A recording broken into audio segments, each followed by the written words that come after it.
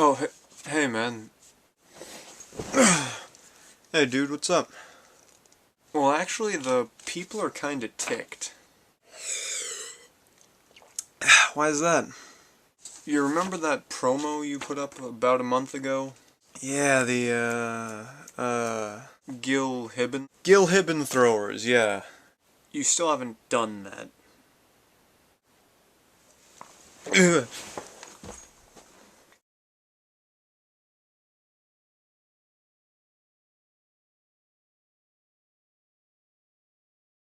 Hey guys, Renaissance Reborn here with a review on the Gil Hibben throwing knives. They're in a Russian style. If you don't know, this style was made famous by, well, this guy. I'll put his link down here. He's got a YouTube page, and it's meant for no-spin throwing. I heard an interesting story behind the style of them, which I'm not sure is true or not, but it's a neat story if you want to hear one. Apparently, in Russia, they outlawed combat knives for a while, and so there started to be a development of a style that used kitchen knives to throw, and this is what their kitchen knives look like, so eventually they evolved over time to look like this. I'd like to start out talking about the sheath. It is a belt sheath with this nice big opening. I don't think there are many belts that couldn't fit into this. I wore it around quite a bit, and I found that the retention was alright on the knives, but any serious jogging or running, your knives are going to fall out, especially the bigger one with the more weight it has. But, I'm going to put the sheath aside now. I want to talk about the actual knives. The larger one here is about 8 inches, and the smaller one is about 5. To give you a point of comparison, here is the cold steel True Flight thrower next to it, and you can see it's much smaller than the cold steel thrower.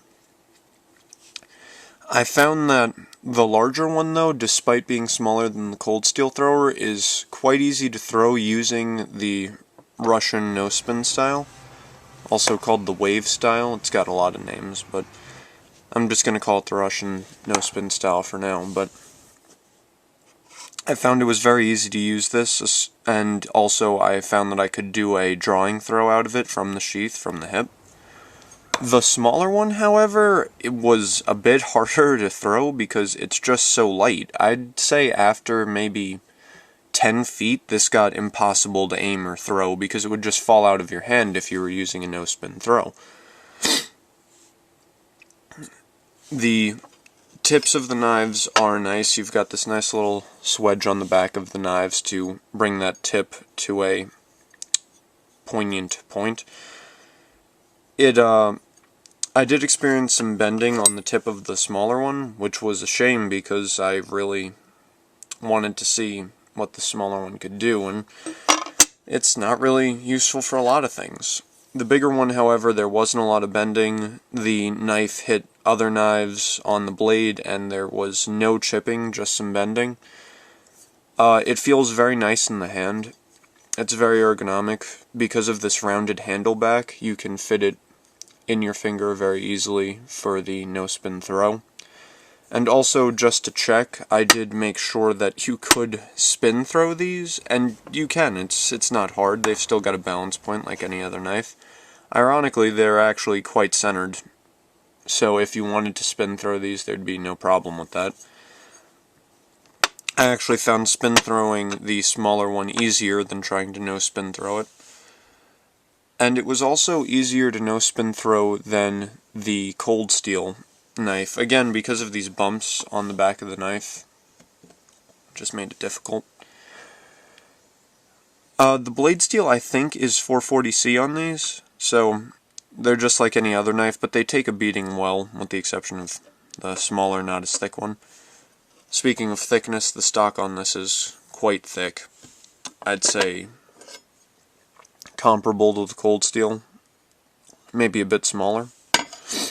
It has a lanyard hole, so you could attach a lanyard if you want, but I found it easier just using that as a grabbing point itself. being able to hold on to it by this little hole.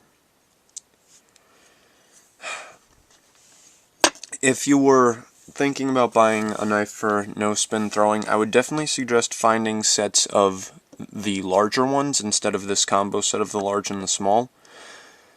You can find them on United Cutlery. I know they support Gil Hibben, but you could, yeah, Gil Hibben, but you could also find them on eBay sometimes. You could find them on Blade Forums. You could find them pretty much anywhere. I found this particular set on Blade Forums, and it'll generally be cheaper from private buyers. You know how it is, you can haggle and stuff.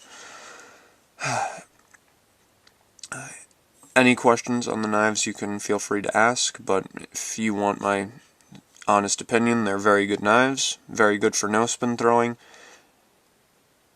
The tips are nice, they won't break on you.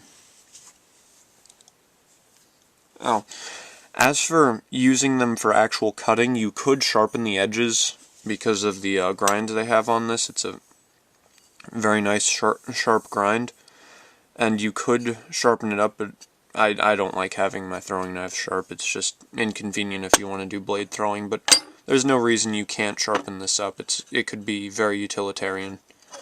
I'd just watch that your finger doesn't fall up, because even though this does have a very aggressive curve going up, your hand could still slip off onto the blade because there's no handle material here. Oh, look at that.